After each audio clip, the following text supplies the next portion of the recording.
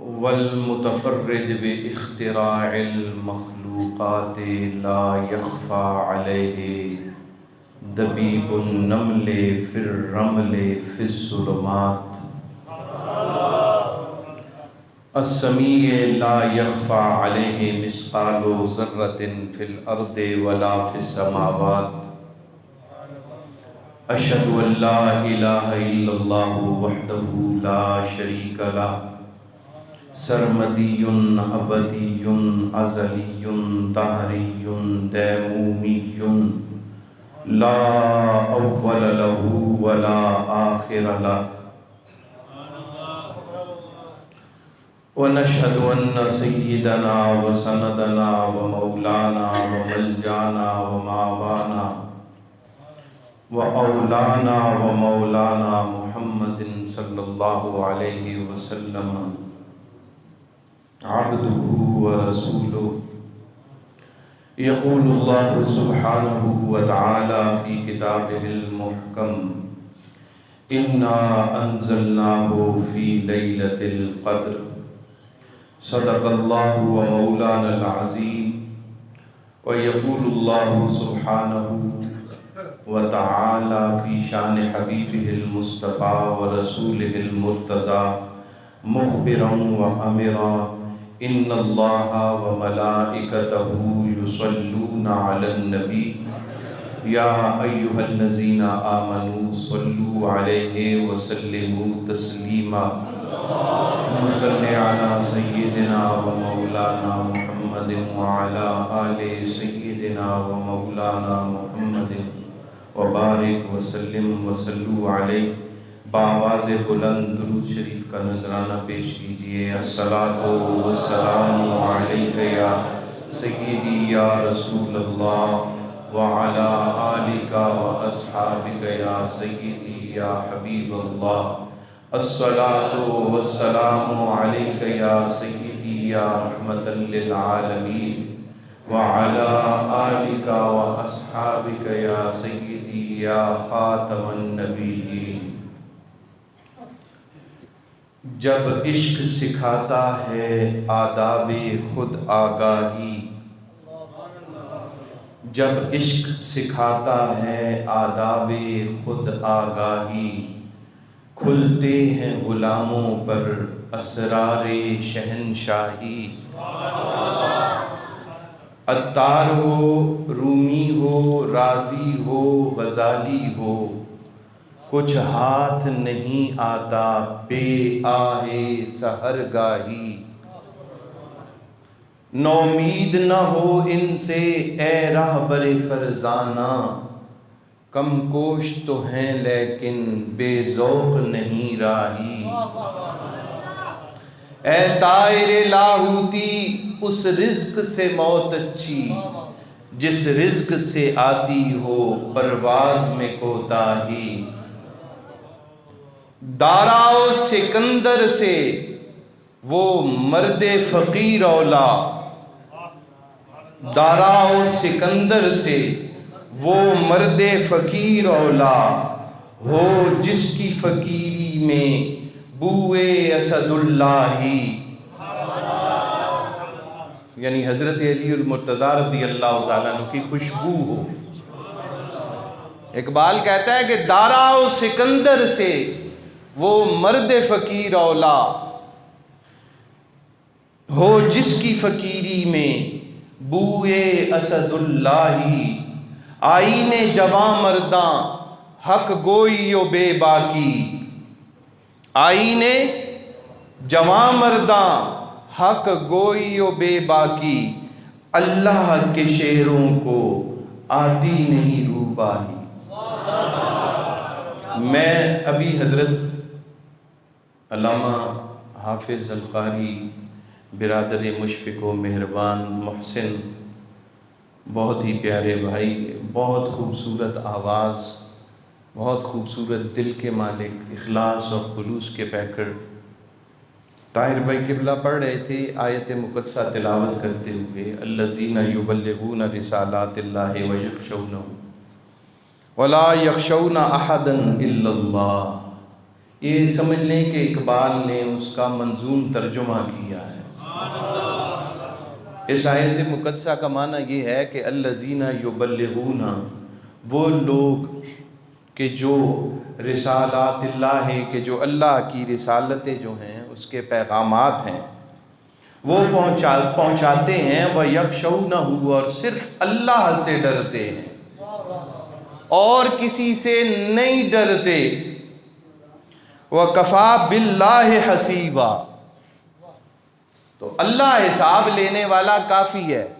اس سے پتہ چلا کہ حق بولنے کا بھی حساب لیا جائے گا کہ کس نے اپنے وقت پہ حق بولا تھا اور کس نے نہیں بولا، اللہ اس کا حساب لے گا۔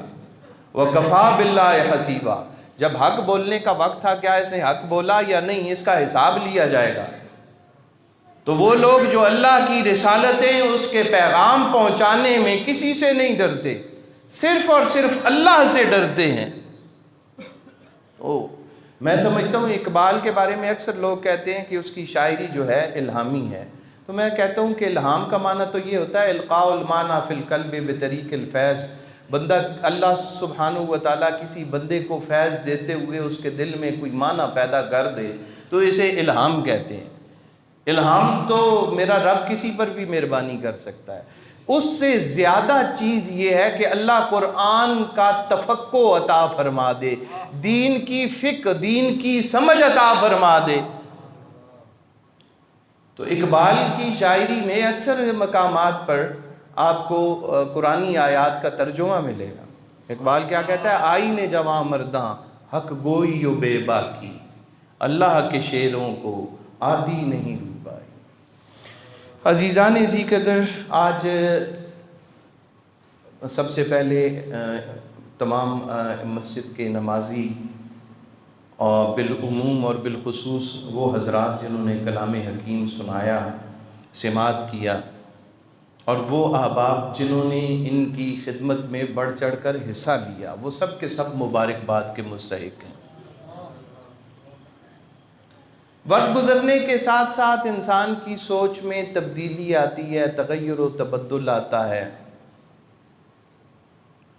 پورا مہینہ آپ مسلسل سنتے بھی رہے مختلف موضوعات پر، قرآنی موضوعات پر علماء خطیب صاحب خطاب کرتے رہے ہوں گے، اور یقیناً 27ویں شب کو بھی آپ نے سورہ قدر کی تفسیر بھی سنی ہوگی، اس کے اوپر تشریحات بھی سنی ہوں گی۔ میں آج یہ کر رہا تھا کہ عمر گزرنے کے ساتھ ساتھ انسان کو جیسے جیسے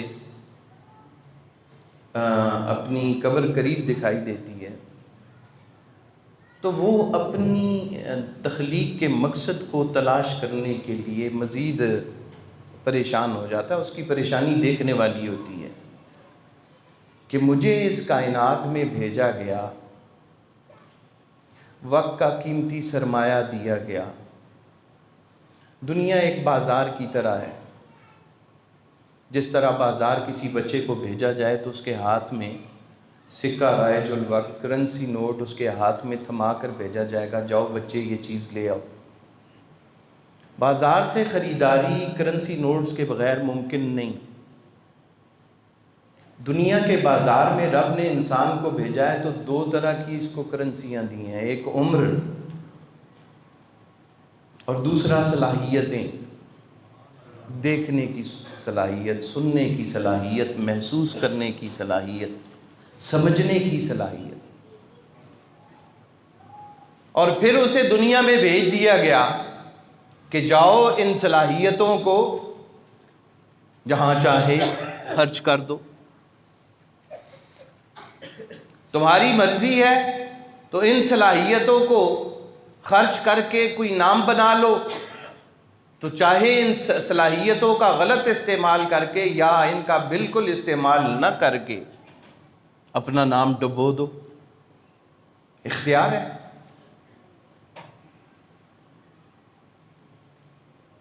تو عمر گزرنے کے ساتھ ساتھ انسان کو یہ احساس ہوتا ہے کہ میری ذمہ داری کیا ہے۔ یقین جانیں طویل عرصے سے میں خود کو کوئی مفکر نہیں سمجھتا کہ کہ میں یہ کہوں کہ شاید میں کوئی الیاذ باللہ میرے ذہن میں کہ کسی کونے گوشے میں یہ بات ہو کہ میں کوئی بہت بڑا مفکر ہوں، نہیں۔ سیدنا اعلیٰ حضرت فاضل بریلوی رحمۃ اللہ تعالی علیہ کی سوچ اور اقبال کی سوچ قوم کے نوجوانوں تک پہنچانا اپنی ذمہ داری سمجھتا ہے، اور وقت کے گزرنے کے ساتھ ساتھ یہ احساس ہوا کہ ہم میں اگر کسی چیز کی کمی رہ گئی ہے تو وہ نوجوان نسل کی تربیت کی کمی رہ گئی ہے۔ ہم آئندہ کے لیے ایک مسلمان تو ہم نے بنا لیے، قرآن بھی سکھا دیا، ان کو تجوید قرات، ہو سکتا ہے ہم سے بھی اچھے پڑھنے والے قرآن ممبر کے بجائے وہاں سامنے بیٹھے ہوں، قرآن کی فہم رکھنے والے سامنے بیٹھے ہوں۔ مجھے اس فوق کل ذی علم علیم، ہر عالم سے بڑا ایک عالم موجود ہے۔ یہ الگ بات ہے کہ کسی کو یہاں پہ موقع وہ عطا کر دیتا ہے، کسی کو نہیں کرتا، یہ اس کی اپنی جانب بے نیازی ہے۔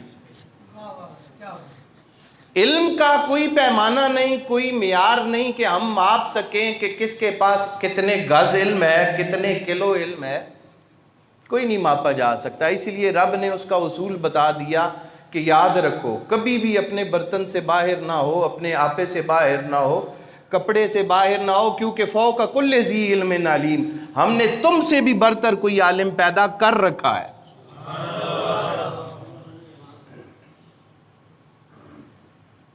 1920 میں حضرت اقبال نے اپنے والد گرامی کو ایک خط لکھا۔ اس خط میں ایک جملہ لکھا کہ میں اس امت کی تربیت سے نا امید ہو چکا ہوں۔ اب حالات اس قدر خراب ہیں کہ مجھے صرف اور صرف نور محمدی صلی اللہ تعالی علیہ وآلہ وسلم کا انتظار ہے کہ نور محمدی پھر سے جلوہ گر ہو۔ ظاہر اشارہ آپ سمجھ رہے ہیں حضرت امام مہدی علیہ السلام کی طرف ہے، حضرت عیسیٰ علیہ السلام کے نزول کی طرف ہے۔ پھر ساتھ میں اسی خط میں اپنے والد صاحب کو یہ لکھ رہے ہیں کہ ابا جان، یہ دور تاریکی کا دور ہے۔ حالانکہ اردو زبان سے یا اقبالیات سے وابستہ لوگ یہ بات جانتے ہیں کہ اقبال نے 1911 میں نظم شکوہ تحریر کی اور 1913 میں جواب شکوہ تحریر کی۔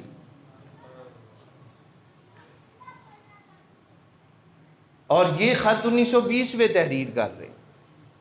اسی طرح 1922 یا 23 کا عرصہ ہے غالباً، مولوی عبدالحق کو انہوں نے خط لکھا اور اس میں انہوں نے یہ بات لکھی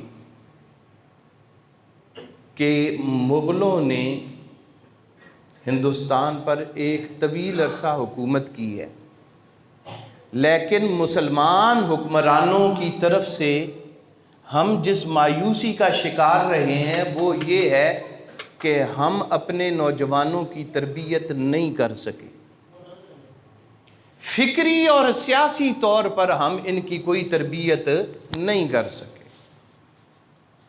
آج آپ دیکھ لیں، ہم دنیا میں اس وقت دوسرا بڑا بلاک ہے طاقت و قوت کے اعتبار سے،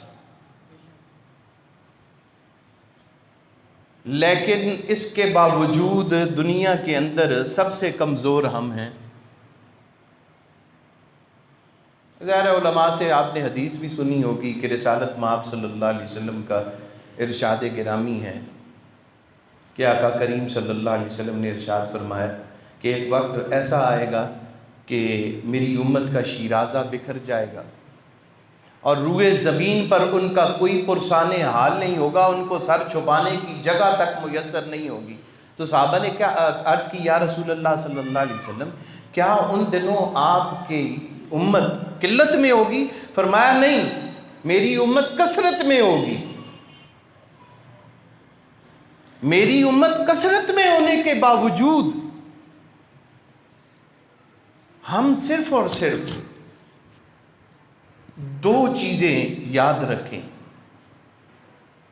ابھی میرے برادر مکرم علامہ طاہر قادری صاحب ارشاد فرما رہے تھے کہ بہت ساری قوموں کو اللہ ایسے اٹھاتا ہے اور بہت ساری قوموں، یہ حدیث نبوی صلی اللہ علیہ وسلم ہے کہ آقا کریم صلی اللہ علیہ وسلم کے ارشاد ہے کہ بہت ساری قومیں ان اللہ تعالی یرفع بہا اقواما وَيَدَعُ بِهَا آخَرِينَ، اللہ تعالیٰ اس قرآن پر عمل کرنے کی وجہ سے بہت ساری قوموں کو سربلندی عطا کر دیتا ہے، اور اس قرآن کو ترک کرنے کی وجہ سے اللہ قوموں کو ذلیل فرما دیتا ہے۔ دیکھیں، اسلام کا پرچم اور پھریرا بلند رہنا ہے، بلند رہا ہے، بلند ہے اور بلند رہے گا۔ ذبوح حال ہیں تو مسلم ہیں، بات ذہن میں رکھیے۔ اگر آپ اپنے اسلاف کو پڑھیں تو آپ کو پتہ چلے گا، سیدی امام احمد رضا فاضل بریلوی کو پڑھیں، محدث اعظم محدث سیوطی رحمۃ اللہ تعالی علیہ کو پڑھیں، رومی کو پڑھیں، سعدی کو پڑھیں، جامی کو پڑھیں، آپ حضرت اقبال کو پڑھیں، آپ اس نتیجے پہ پہنچیں گے اسلام کبھی بھی ذبوح حالی کا شکار نہیں ہوا۔ ذبوح حال ہوتے ہیں تو مسلمان ہوتے ہیں، کیونکہ نص قطعی میں رب نے کہہ دیا یریدون لیطفئوا نور اللہ بافواہہم واللہ متم نورہ۔ یہ کافر اپنی ہونٹوں کی پھونکوں کے ساتھ اسلام کے چراغ کو بجھانا چاہتے ہیں، واللہ متم نورہ، اور اللہ اس اسلام کا نور مکمل فرمانے والا ہے، اس کے نور کو اللہ روشن رکھنے والا ہے۔ تو مجھے یہ بتاؤ، جس کے نور کو رب قرآن میں کہے کہ میں روشن کرنے والا ہوں، اس کو کون بجھا سکتا ہے؟ بات ذہن میں رکھنا، اسلام کبھی بھی افراط و تفریط کا شکار نہیں ہوا، اسلام کبھی تفرقے اور فرقہ بازی کا شکار نہیں ہوا، اسلام کبھی ٹوٹ پھوٹ کا شکار نہیں ہوا، اسلام کبھی شکست و ریخت کا شکار نہیں ہوا، اسلام کبھی زوال کا شکار نہیں ہوا۔ زوال کا شکار ہوتے ہیں تو مسلمان، شکست و ریخت کا شکار ہوتے ہیں تو مسلمان، تفرقوں اور فرقہ بازیوں کا شکار ہوتے ہیں تو مسلمان۔ اور یہ بھی یاد رکھیں، اللہ چاہے تو اپنے دین کا کام کسی سے بھی لے لیتا ہے۔ یقین فرمائیں کہ جب میں اپنے بچپن میں نسیم حجازی صاحب کی لکھی ہوئی تاریخ بغداد یا اس سے متعلق مسلمانوں کے سقوط کے حوالے سے جب میں کتابیں پڑھا کرتا تھا تو میرے ذہن میں یہ سوال اٹھا کرتا تھا کہ کیا وجہ ہے کہ جب ہم اس کے ماننے والے ہیں، اس کے چاہنے والے ہیں، اور اس نے لکھ بھی دیا وَلَقَدْ كَتَبْنَا فِي الزُّبُورِ مِن بَعْدِ الذِّكْرِ أَنَّ الْأَرْضَ يَرِثُهَا مِنْ عِبَادِيَ الصَّالِحُونَ، ہم نے زبور میں یہ بات لکھ دی کہ زمین کے مالک میرے نیک بندے ہیں۔ تو زمین پہ جب ہم اللہ کے خلیفہ ہیں، ہمارا کام، مسلمانوں کا کام اعلاء کلمۃ الحق ہے، تو پھر ہم کیوں زوال کا شکار ہوئے؟ تو مجھے یہ بات سمجھ میں آئی، بہت طویل عرصے کے بعد جا کے بات سمجھ میں آئی۔ حضرت اقبال کی بارگاہ سے مجھے اس بات کا جواب ملا، تو نہ مٹ جائے گا ایران کے مٹ جانے سے،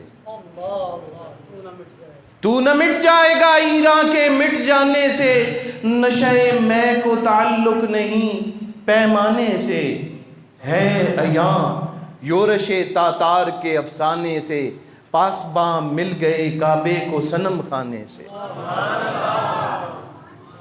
اللہ چاہے تو چنگیز خان اور ہلاکو خان کو منگولیا سے اٹھائے، اور مسلمانوں کی سب سے زیادہ مہذب، تہذیب یافتہ، ماڈریٹ قوم اپنے دور میں یاد رکھیں، اس وقت تک سرجری کے ساتھ مسلمانوں نے جڑواں بچوں کو الگ کرنا سیکھ لیا تھا۔ آلات جتنے بھی سرجیکل ایکیوپمنٹس ہیں، آلات جراحی، اس دور کے تقاضوں کے مطابق ایجاد ہو چکے تھے۔ دنیا کا سب سے بڑا کتب خانہ بغداد میں موجود تھا، ذہن میں رکھیے گا، دنیا کا سب سے بڑا کتب خانہ بغداد کے اندر موجود تھا۔ لیکن اس کے باوجود مسلمانوں نے جب قرآن کو چھوڑا تو اللہ نے ان کا ہاتھ چھوڑ دیا. اللہ کے دست قدرت نے، دست رحمت نے ان کا ہاتھ چھوڑ دیا. پھر جب اللہ جس کا ہاتھ چھوڑ دیتا ہے اسے روئے زمین پر پناہ نہیں ملتی. منگولیا سے چنگیز خان، ہلاکو خان اٹھتے ہیں، پورے بلاد اسلامیہ کو برسوں تک بے چراغ رکھتے ہیں. بغداد کو تہس نہس کر دیا جاتا ہے. 3 دن تک قتل عام ہوتا رہا، لاکھوں افراد قتل ہو گئے. ڈاکٹر سپرنگر نے الاصابہ فی تمییز صحابہ کے جرمن ترجمے کے مقدمے میں یہ بات لکھی ہے کہ اس وقت اگر 1000 کتاب تھی ان لائبریریوں میں تو آج ان میں سے صرف اور صرف 1 کتاب باقی ہے ہمارے پاس. 999 کتابیں اس حادثے میں یا جل گئیں یا دریائے دجلہ میں بہا دی گئیں. ہم اس عروج پر تھے. تو قسمت نے ہمیں سریا سے زمین پر پھر دے مارنا تھا نا. کیوں؟ اس لیے کہ ہم نے قرآن کریم کو چھوڑ دیا تھا.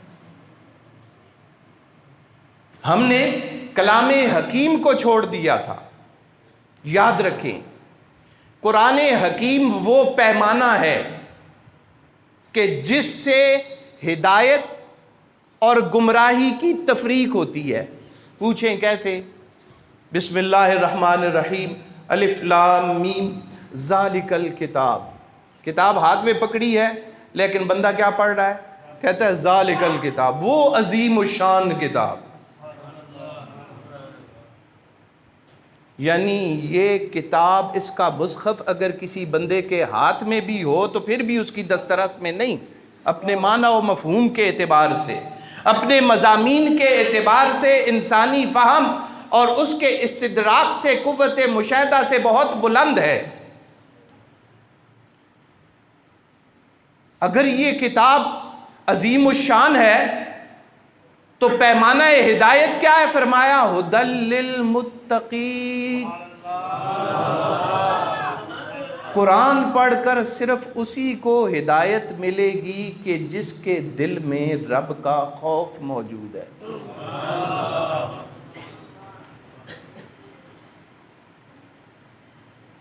جس کے دل میں اللہ کا خوف موجود نہیں، قرآن اس کے لیے سامان ہدایت نہیں. ذہن میں رکھیں، قرآن کس کے لیے سامان ہدایت ہے؟ کہ جو متقی ہے، جس کے دل میں تقوی موجود ہے. اور تقوی کا کوئی معمولی مقام نہیں ہے. وَأَمَّا مَنْ خَافَ مَقَامَ رَبِّهِ جَنَّتَانِ، جو رب کے سامنے حساب دینے سے ڈر جائے اور اس کے دل میں یہ بات آ جائے کہ کل میں نے قیامت کو رب کے حضور اپنے اعمال کا جواب دینا ہے، اور پھر وہ شخص اس گناہ پر قدرت رکھنے کے باوجود باز آ جائے تو رب فرماتا ہے میں اس بندے کو 2 بار جنت سے نوازوں گا. کیونکہ یہ میرا وہ بندہ ہے کہ جس نے قدرت اور دسترس رکھنے کے باوجود صرف اس خوف سے گناہ نہیں کیا کہ کوئی اور دیکھے نہ دیکھے، میرا رب تو دیکھ رہا ہے. اس نے کیا؟ میرا رب تو دیکھ رہا ہے. اس رب کے خوف سے جو شخص گناہ سے باز آ گیا، رب فرماتا ہے میں اسے 2 بار جنتوں سے، جنت کے اعزاز سے نوازوں گا. تربیت کی بات اگر کریں تو سب سے پہلے اس پیمانے کو دیکھنا پڑے گا، اور امید ہے کہ آپ کے دلوں میں یہ بات سمجھ آ گئی ہوگی. قرآن اس کو ہدایت دے گا کہ جس کے دل میں اللہ کا خوف موجود ہے. اور اگر قرآن سے پوچھیں کہ گمراہی کا معیار کیا ہے تو قرآن کہتا ہے وَمَا يُضِلُّ بِهِ إِلَّا الْفَاسِقِينَ. قرآن پڑھ کر بھی، قرآن کو سمجھ کر بھی اس صورت میں بندہ فاسق ہے، بھٹکا ہوا ہے، گمراہ ہے جب اس کے دل میں رب کا خوف نہیں. اور اس کا دل گناہ کرنے پر جرت مند ہے، رب سے خوف نہیں کھاتا اور گناہ کرنے پر جرت کرتا ہے جس کا دل، ایسا شخص قرآن پڑھ بھی لے سمجھ بھی لے وہ گمراہ ہے۔ دوسرا کلام حکیم نے بہت خوبصورت پیمانہ جو بیان کیا ہے وہ یہ ہے کہ دو طرح کی زمینیں قرآن نے زمین میں بیان فرمائی ہیں۔ وَالْأَرْضُ الطَّيِّبُ يَخْرُجُ نَبَاتُهُ بِإِذْنِ رَبِّهِ وَالَّذِي خَبُثَ لَا يَخْرُجُ إِلَّا نَكِدًا، جو زمینیں طیب پاکیزہ ہوتی ہیں، زرخیز ہوتی ہیں، ان پر جب اللہ کی رحمت برستی ہے، یعنی جب ان کے سامنے قرآن پڑھا جاتا ہے، ان کے سامنے رب کی رسالات سنائی جاتی ہیں کہ یہ تیرے رب کا پیغام ہے، تو ان کے دلوں میں رب فرماتا ہے زرخیز کھیتیاں اگتی ہیں۔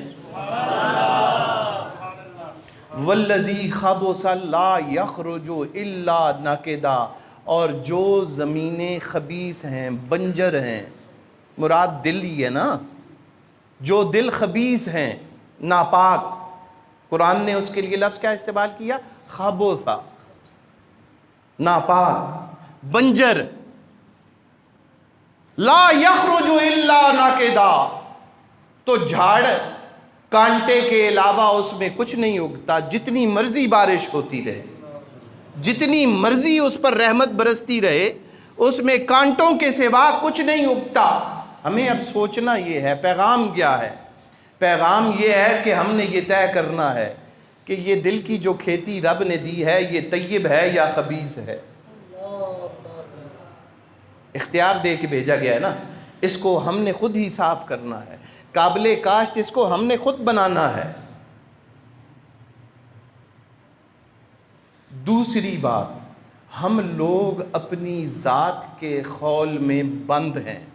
امت محمدیہ، اس کو امت مرحومہ بھی کہا جاتا ہے، اس کو ملت بیضاء بھی کہا جاتا ہے۔ ملت بیضاء روشن چہروں والی جماعت۔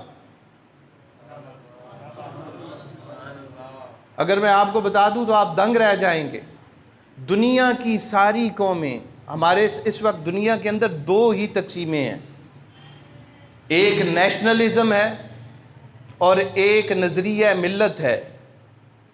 یورپ نے اور دنیا کی باقی تمام اقوام نے نیشنلزم کو سامنے رکھا، جس کے نتیجے میں ملٹریزم مارز وجود میں آیا اور یہ ورلڈ وار 1 اور ورلڈ وار 2 ہوتی دکھائی دی ہمیں، پہلی جنگ عظیم، دوسری جنگ عظیم۔ یہ ساری کیپیٹلزم اور کمیونزم کی آپسی چپکلش کا، ان کی آپسی لڑائی کا نتیجہ ہے۔ لیکن قومیت کی تعریف اگر دیکھا جائے، ویسے تو نہیں، برنارڈ شاہ نے کہہ دیا تھا گول میز کانفرنس میں کہ اگر آج محمد عربی صلی اللہ علیہ وسلم یہاں پر موجود ہوتے تو اقوام متحدہ کی اس وقت داغ بیل ڈالی جا رہی تھی، اس نے کہا کہ میری چائے کا کپ ختم ہونے سے پہلے یہ سب کو شیر و شکر کر دیتے ہیں جی۔ برنارڈ شاہ نے یہ کلمات اس کے آپ دیکھیں، یہ مستشرقین کے جو تاثرات ہیں رسول اللہ صلی اللہ علیہ وسلم کے بارے میں، تو ان کو آپ پڑھیں تو آپ دنگ رہ جائیں۔ تو اس نے برنارڈ شاہ نے کیا کہا تھا کہ میں اس بات پہ یقین رکھتا ہوں کہ دنیا کی قوموں کو جوڑنے کا جو سلیقہ اور ہنر جناب محمد عربی صلی اللہ تعالی علیہ وآلہ وصحبہ وسلم کو آتا ہے، وہ کسی اور کو نہیں آتا۔ اگر وہ یہاں پر تشریف فرما ہوتے تو اس چائے کا کپ ختم ہونے سے پہلے ان سب کو آپس میں بھائی بھائی بنا دیتے، کیونکہ انہوں نے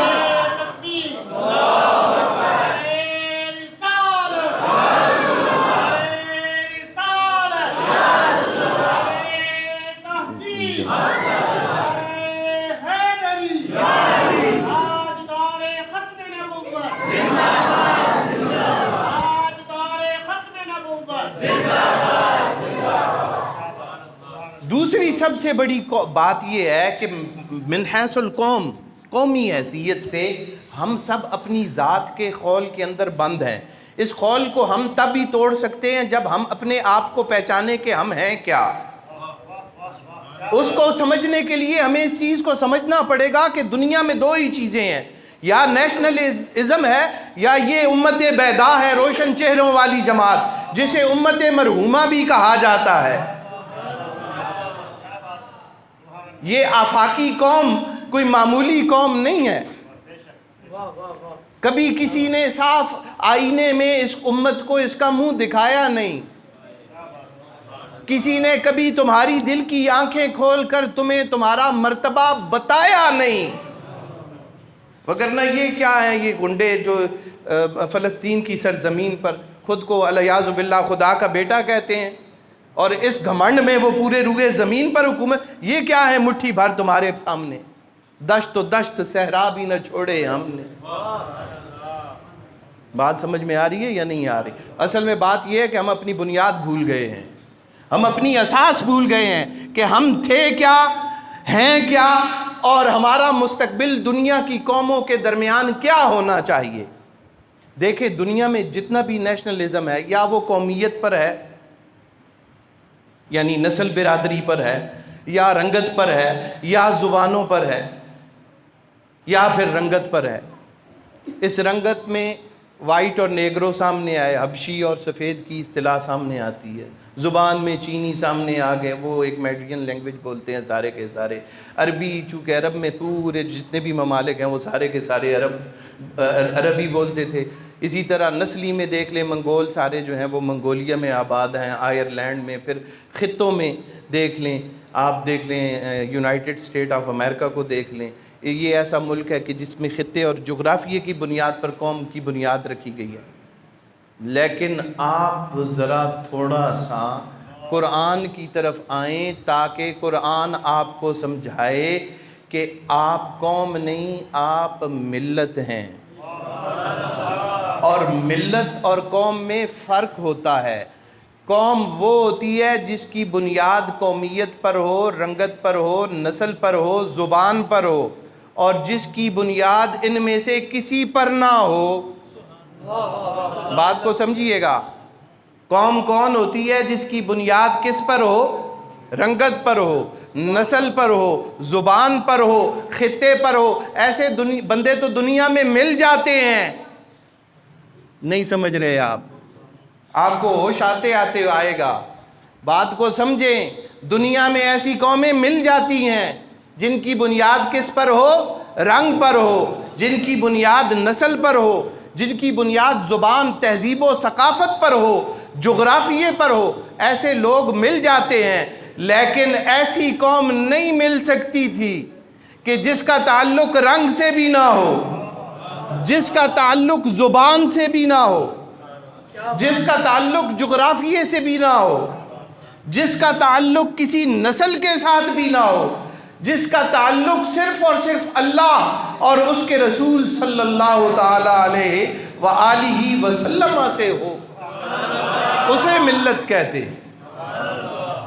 یا ایھا الناس, دیکھیں بڑا پیارا. میں نے آپ کو بتایا کہ قرآن 23 سال کے عرصے میں نازل ہوا. 13 سال مکہ میں نازل ہوا. 13 سال قرآن او مین کائنڈ کہتا رہا, اے انسانیت. یا ایھا الناس, اے لوگو.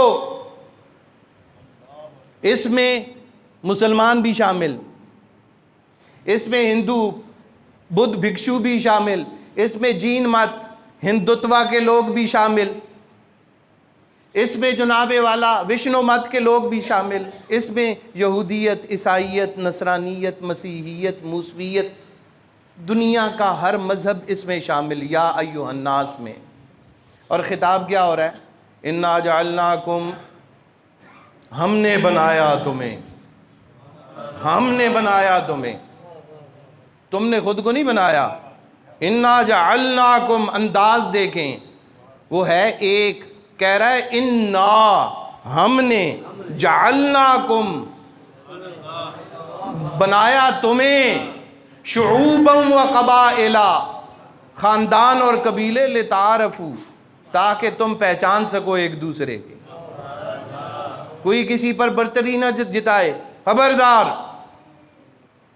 کالا گورے کو، گورا کالے کو تانا نہ دے، عربی اجمی کو، اجمی عربی کو تانا نہ دے.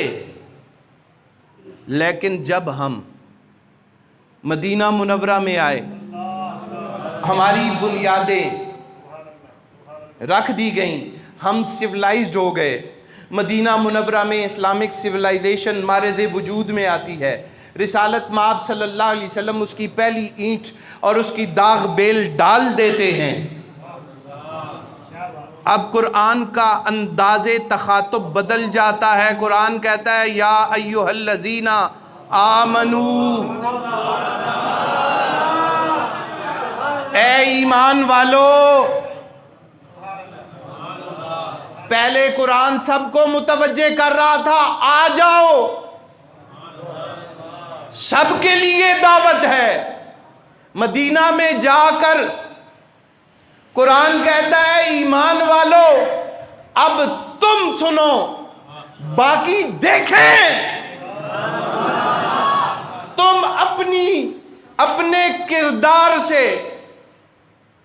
اپنے عمل سے، حسن اخلاق سے دنیا کو ایک نمونے کی ریاست دے دو.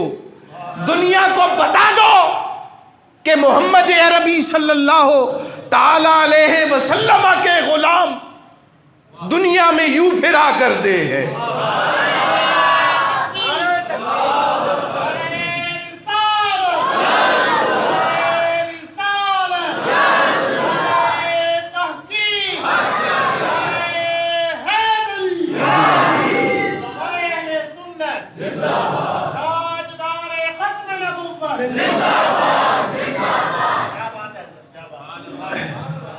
اس وقت مسلمانوں نے اپنے کردار کے ساتھ بتایا. صحابہ کہتے ہیں ہمارے پاس ایک ایک کھجور ہوتی تھی، ہم ساتھ صحابی اس کھجور کو آپس میں بانٹ کر اسلام کی حفاظت کرتے رہے. ایسے نہیں ہے اسلام آج آپ کے ہاتھوں میں اتنا محفوظ جو پہنچا ہے. بعض لوگ کہہ جاتے ہیں روانی میں، یہاں کچھ میرے جوان دوست بیٹھے ہوں گے برا بھی منا جائیں گے، لیکن وہ میں عرض کر چکا ہوں نا کہ جو اللہ کا پیغام دینے والے ہوتے ہیں وہ لا یخشون احدا الا اللہ، وہ اللہ کے سوا کسی اور سے خوف زدہ نہیں ہوتے. حق بات، وہ حضرت نصیر الدین شاہ کا بڑا خوبصورت شعر ہے کہ تو نے حق چھوڑا ہے اندیشہ غربت سے، فقط سوچتا ہوں تو اس بات سے دل ہل جاتا ہے. ہائے اس بات سے بھی نہ تھی تجھ کو آ گئی، رزق اس دہر میں تو کتوں کو بھی مل جاتا ہے. روٹی کے لیے حق چھوڑ دے بندہ، وہ بھی کوئی زندگی ہے. تو یہ جو سبسکرائبر اور یہ فین فالوئنگ کا جو سوشل میڈیا پہ چکر چل رہا ہے، اس میں کچھ لوگ آگے کہتے ہیں بابے تو ہے ہی کوئی نہیں ہے، تو ایئر کنڈیشن روم ہو، مجھے کلاس روم ملے ہوتے ہیں، تو میرے لیے کیا ہوتا ہے رضوی کے لیے، محمود رضوی کے لیے سارا دن کلاسز پڑھانا. ایئر کنڈیشن کلاسز ہوتی ہیں. یہ بھائی صاحب کو پتہ ہے صبح 7 بجے وہ سورت جہاں میں اہل ایمان سورت خورشید جیتے ہیں، حضرت بھی تدریس فرماتے ہیں، انہیں بھی پتہ ہے. ہم تو صبح جو ہے وہ اس بحر تدریس میں غوطہ زن ہوتے ہیں، رات 9 بجے باہر نکلتے ہیں، ہوش آتا ہے. بات یہ نہیں ہے، بات یہ ہے کہ مزہ تب ہے کہ بدر میں صرف 9 تلواریں ہوں، 313 کا مقابلہ پڑ جائے 1000 کے ساتھ، اور پھر یوں ہو کہ وَلَقَدْ نَصَرَكُمُ اللَّهُ بِبَدْرٍ وَأَنْتُمْ أَذِلَّةٌ. لیکن کبھی اس بات پہ تم نے غور بھی کیا ہے؟ اصل بات یہ نہیں تھی، بس رب یہ دیکھنا چاہتا تھا، ان کی فتح پہلے سے لکھی ہوئی تھی. رب یہ دیکھنا چاہتا تھا کہ محمد عربی صلی اللہ علیہ وسلم کے ساتھ ساتھ بدر میں کون آتا ہے اور مدینہ میں کون چھپ کر بیٹھتا ہے.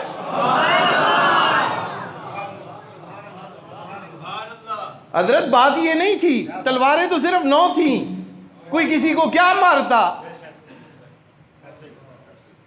تاریخی حقیقت ہے. گوئبل کو پڑھے, جتنے بڑے بڑے خاص کر کے اورینٹیلسٹ جو ہیں ان میں سے سب سے زیادہ گوئبل نے اسلام کے خلاف لکھا. آپ اس کو پڑھے, آپ کو پتہ چلے گا. وہ بھی اس حقیقت کو تسلیم کرتا ہے کہ مسلمانوں نے اپنا جذبہ دکھایا. وہ حضرت سعد بن ابی وقاص کا ایک قاصد گیا اس کے دربار میں, تو اسے زہر کا بھرا ہوا پیالہ دیا یزدگرد نے کہ سپہ سالار رستم نے. تو وہ بسم اللہ الذی لا یضر مع اسمہ شیء فی الارض ولا فی السماء وہ سمیع العلیم پڑھ کے زہر کا پیالہ پی گئے. اور وہ دیکھ رہا ہے بیٹھے بیٹھے رنگ متغیر ہوا, پسینہ آیا اور سب کچھ ختم. ہے جی, ایمان تو یہ ہے نا, ایمان اسے کہتے ہیں. احمد بن حنبل نے 1000 کوڑا کھایا اس اسلام کو بچانے کے لیے. آپ نے اور میں نے اسلام کو کیا دیا ہے جو ہم گلا کرتے ہیں کہ اسلام نے ہمیں کچھ نہیں دیا؟ بتاؤ. وہ لوگ یہ جو آج کہتے ہیں 20-40 بندے اپنے سامنے بٹھا کر, میں چلیں مجھے ہی کہہ لیں آپ, میں بیٹھ کر اور کہنا شروع کر دوں کہ ہمارے بڑوں نے کیا کیا ہے. 1400 سال تک دین ویسی تو تک محفوظ حالت میں پہنچتا رہا. کوئی مذہب آج بھی آنکھوں میں آنکھیں ڈال کر سینہ نکال کر قرآن کی طرح اسلام کی طرح یہ دعویٰ کر سکتا ہے کہ وہ محفوظ ہے؟ حضرت عیسیٰ علیہ السلام کے 21 سال رفع السماء, آسمان پر آسمان پر اٹھ جانے کے بعد, رفع السماء کے 21 سال بعد انجیل پطرس, پیٹر آدم نے جو لکھی, دا گریٹ پیٹر جسے وہ کہتے ہیں, جو ان کا پہلا پولس تھا, اس نے انجیل پطرس لکھی. 48 سال بعد دوسری سامنے آتی ہے مرکز, پھر 60 سال کے بعد تیسری سامنے آتی ہے یوحنا, 96 سال کے بعد چوتھی انجیل سامنے آتی ہے مرکز. تو ان بنیادی اناجیل کو دیکھ کر آج دنیا میں 56 اناجیل ہیں, 56 گاسپلز ہیں, 56 گاسپلز, 56 اناجیل دنیا میں موجود ہے. لیکن قرآن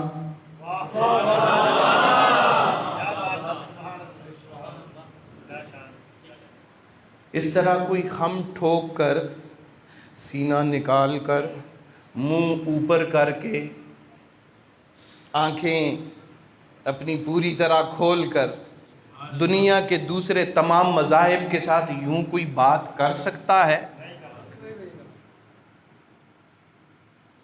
تو میری بات کرنے کا مقصد یہ ہے کہ کمی اسلام میں نہیں ہوتی, اور یہ اسلام ویسے بھی ہم تک نہیں پہنچا ایسے. اس کے لیے بڑی محنتیں ہوئی ہیں, بڑی مشقتیں ہوئی ہیں. میں اپنے چاہنے والوں کے پیسوں پر ایئر کنڈیشنڈ روموں میں, ایجنسیوں کے پھینکے ہوئے ٹکڑوں پر بیٹھ کر, یوٹیوب کی کمائی سے لگژری روموں میں بیٹھ کر یہ کہتے ہوئے ہرگز اچھا نہیں لگتا کہ طاہر بھائی نے کچھ نہیں کیا. بات کو سمجھیں. خدا کی قسم ممبر مصطفیٰ صلی اللہ علیہ وسلم پر بیٹھ رہا ہوں, بیٹھ کے یہ بات کر رہا ہوں. خوشامد کرنے والے پر رب کی لعنت. میں یہ بات سمجھتا ہوں کہ جو اس مصلی رسول پر اور اس ممبر کی حفاظت بلند کر رہا ہے, اس کی پاسداری کر رہا ہے, محمود رضوی تو کوئی چیز ہی نہیں. بڑے بڑے لوگ پڑھنے پڑھانے والے, تدریس کے مراحل سے وابستہ, ان کا مقام اپنی جگہ پر, لیکن یہاں پر بھوکے کاٹ کر, تانے مینے برداشت کر کے, حوصلے اور جگرے کے ساتھ یہاں کھڑے ہو کر کام کرنے والا, اس کی شان بلند ہے. کسی نے سہولتوں میں بیٹھ کر دین کی خدمت کی ہے تو وہ خدمت نہیں, اس نے تو اپنے جذبہ اظہار کو تسکین دی ہے کہ دیکھو رب نے مجھے یہ دیا ہے. مزہ تب آتا ہے جس ویلے پیڑ لگے تے پھر بندہ اتھے کھلوے. احمد بن حنبل دے ہاتھ بند دیتے جان تے 1000 کوڑا وقفے نال ماریا جائے تے پوچھا جائے بھی حضرت ہن دسو. بلال حبشی کو تپتے دہکتے ہوئے انگاروں پر لٹا کر, اور یہ جو کہتے ہیں نا بابے کوئی شے ہی نہیں, غوث العظم کی بھی ان کو سب سے زیادہ وہ چبھتے, حضرت غوث العظم, پیرا میرے میرا, شہباز لامکانی، غوث سمدانی، سیدنا شیخ عبد القادر جیلانی الحسنی والحسینی رضی اللہ تعالی عنہ و ارضا عنا۔ تو سنگیو گل یہ چبدا ہوئی ہے جس وچ کوئی شے ہوئے۔ چبلا بھی کدے کسی دے دل تے کوئی فرق چھوڑیا؟ چبلا نال کدے کسی نو کوئی فرق نہیں پیا۔ پیر نصیر شاہ صاحب کے فرمان دے ہوندے سن، فرق ان سے پڑتا ہے جن میں کچھ ہو، کمال ہو۔ لوگ ان درختوں کو پتھر مارتے ہیں جن کے اوپر شجر، جو میوہ دار ہوتے ہیں، جن کی ٹہنیاں میووں سے، پھلوں سے لدی ہوئی ہوتی ہیں۔ غوث العظم پر انگلیاں اٹھانے والوں، کبھی یہ بھی تو دیکھو کہ غوث العظم نے دین محمدی کو سیکھا کیسے اور سکھایا کیسے۔ جو دین کے لیے مشقتیں انہوں نے اٹھائیں، جو بھوک کاٹی، فرمایا 3 دن، بعض دفعہ 6 دن، 7 دن عبد القادر کے حلقوم سے روٹی کا نوالا نیچے نہیں گیا، لیکن کسی کے سامنے دستے سوال دراز نہیں کیا، کیونکہ رگوں میں خون مصطفیٰ صلی اللہ علیہ وسلم ہے، جن کا کام تقسیم کرنا ہے، بھیک مانگنا نہیں۔ سمجھو بات کو۔ غوث العظم اگر اتنے بڑے مقام پر پہنچے ہیں تو بڑی محنتیں کی ہیں۔ کسی کا نام لے کر میرے سامنے بات کرو، میں بتاتا ہوں بابے نے کیا کیا ہے۔ تو وہ تو تھے تو وہ تمہارے ہی آباد، تم کیا ہو؟ وہ تو گزر گئے۔ تلک امت قد خلت، وہ امت تھی قد خلت، گزر گئی۔ لہا ما کسبت، ان کو تو اس کا اجر مل گیا جو انہوں نے کیا تھا۔ وَلَكُمْ مَا كَسَبْتُمْ، تم اپنا جواب دو، تم نے کیا کیا ہے؟ تھے تو وہ تمہارے ہی آبا، تم کیا ہو؟ ہاتھ پہ ہاتھ دھرے منتظر فردا ہو۔ ہاتھ بے زور ہیں، دل الحاد سے خوگر ہیں، امتی باعث رسوائی پیغمبر ہیں۔ تم کیا ہو؟ تم اپنی بات کرو۔ بات سمجھ میں آ رہی ہے یا نہیں آ رہی؟ تمہاری کمزوری دوسری دنیا کی قوموں کے، بس میں گفتگو کو اب سمیٹتا ہوں، اور چونکہ میں نے اس مضمون کو بہت، شاید پتہ نہیں اب ٹائم بھی سامنے گھڑی شڑی بھی نہیں تھی، کتنے پونا گھنٹہ ہو گیا، کتنی دیر اور خطر جو آپ کا ہوگا؟ نہیں آپ جزاکم اللہ حکم فرمائیں۔ نہیں سمیٹ دوں گفتگو کو؟ جی ٹھیک، بس گفتگو کو سمیٹتا ہوں، پیغام کو مکمل کرتا ہوں۔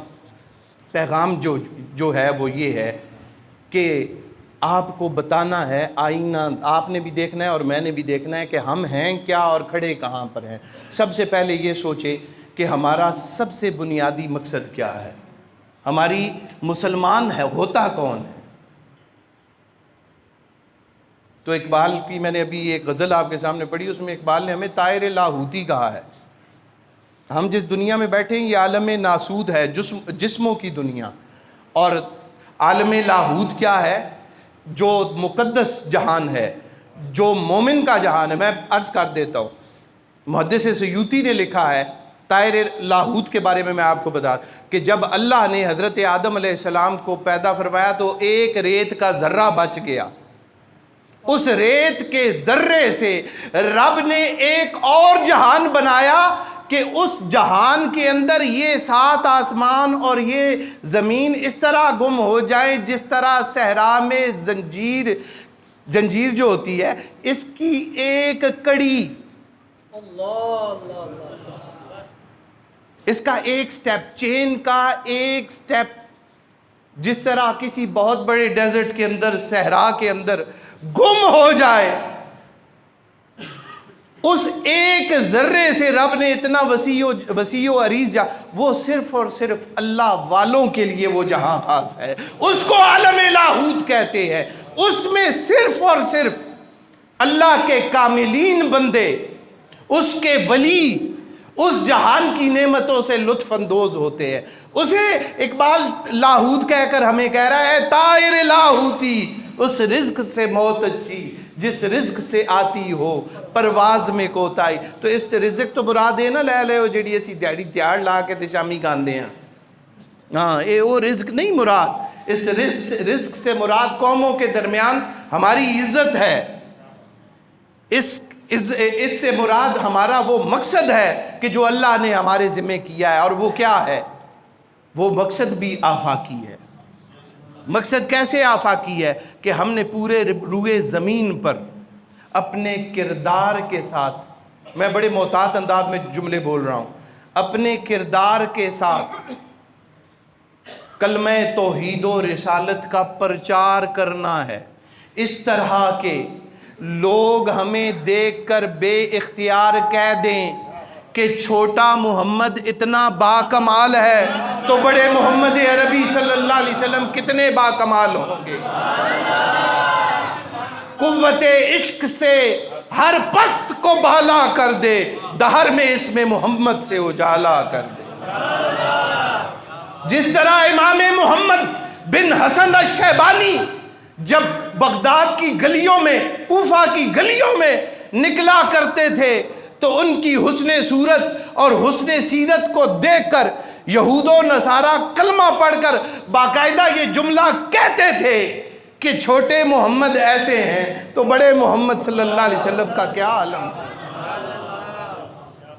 آج دعوت فکر یہ ہے کہ ہم نے سوچنا یہ ہے کہ ہم اپنے آپ میں غور و فکر کریں کہ کیا ہمیں بھی دیکھ کر کوئی یہ جملہ کہتا ہے؟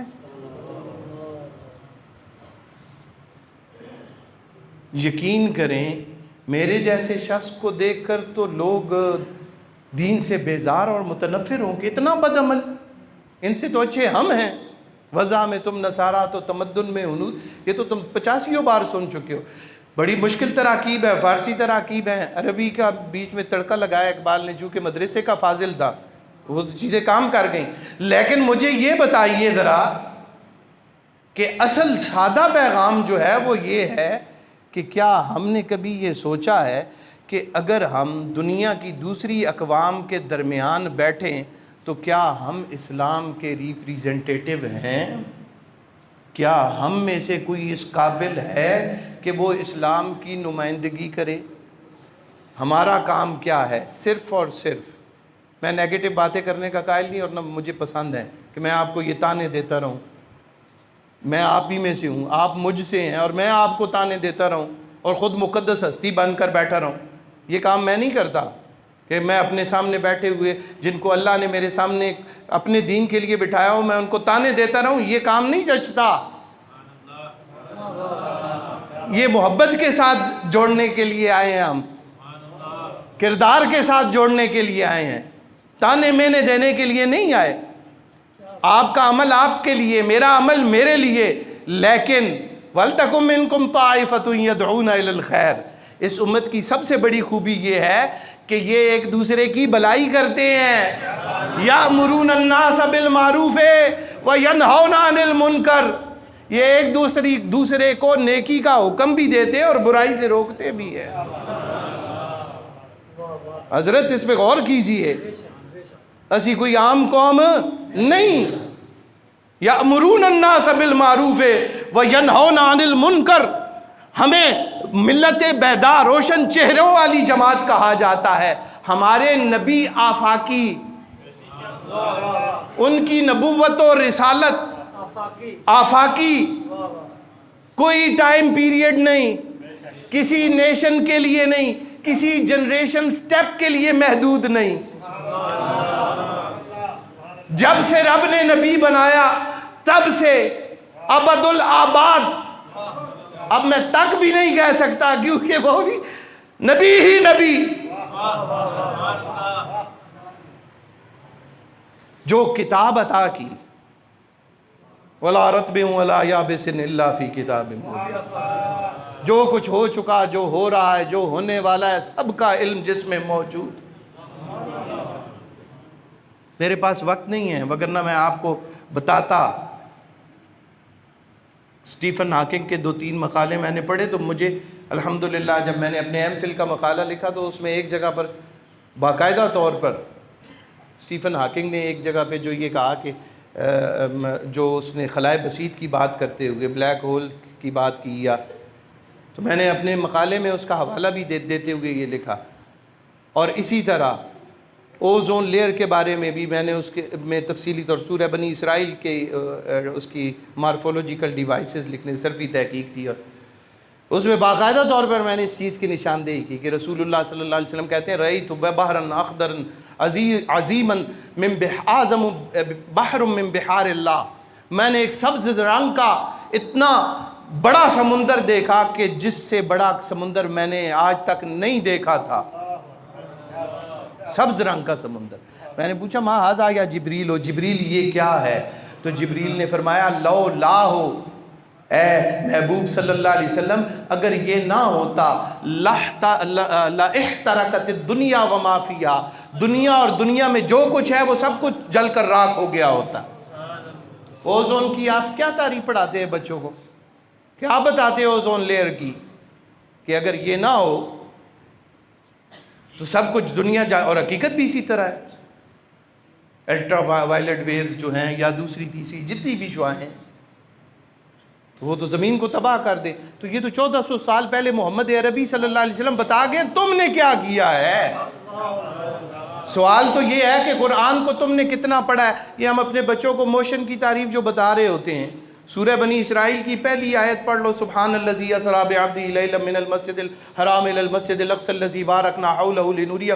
تو اس میں ہم آپ جو موشن پڑھاتے ہو 3 سے 4 بتاتے ہیں، ہم تو 7 چیزیں بتا دیتے ہیں اس میں سے. محرک وجہ حرکت مبدائے حرکت منتہائے حرکت، ہیں جی، مبدائے حرکت منتہائے حرکت وجہ حرکت اور محرک وقت زمانہ کیفیت حالت. تو کوئی بتانے بات یہ ہے کہ اب ہم میں سے اس رنگ میں قرآن کو دنیا کے سامنے پیش کرنے والا رہا کوئی نہیں. یہ اذان تو رہ گئی، روح بلالی نہ رہی. یہ وہ جو وائز کی پختہ مکالی ہے وہ بھی ختم ہو گئی. اب جو یہاں پہ بیٹھتے ہیں ان کے دلوں میں بھی وہ چیز نہیں کہ تمہارے سینوں کو ویسا کر دیں، ہیں جی. جو مس خام کو کندن بنا دے، حضرت طاہر دیکھیں، جو مس خام کو گندن بنا دے وہ وائز بھی نکل گئے ہیں. اذان تو باقی ہے، اس میں حضرت بلال رضی اللہ تعالیٰ عنہ کا سوز نہیں رہا، اس لیے مسجد مرثیہ خواہ ہے کہ نمازی نہ رہے، یعنی وہ صاحب اوصاف حجازی نہ رہے. مسجدیں کیوں روتی ہیں آج؟ صرف اس وجہ سے روتی ہے کہ ہم میں صاحب حجاز محمد الرسول اللہ صلی اللہ تعالی علیہ وآلہ وسلم کے کمالات نہیں ہیں. بھائی ہم نے کرنا کیا ہے؟ سادہ سی بات، بس ان جیسی صورت سجانی ہے، ان جیسا کردار اپنانا ہے. اور زیادہ بڑا نہیں کہوں گا، اس سے زیادہ میں کہہ بھی نہیں سکتا، میری اوقات بھی نہیں. بندہ جس پر عمل کر سکے اتنی بات کر دے.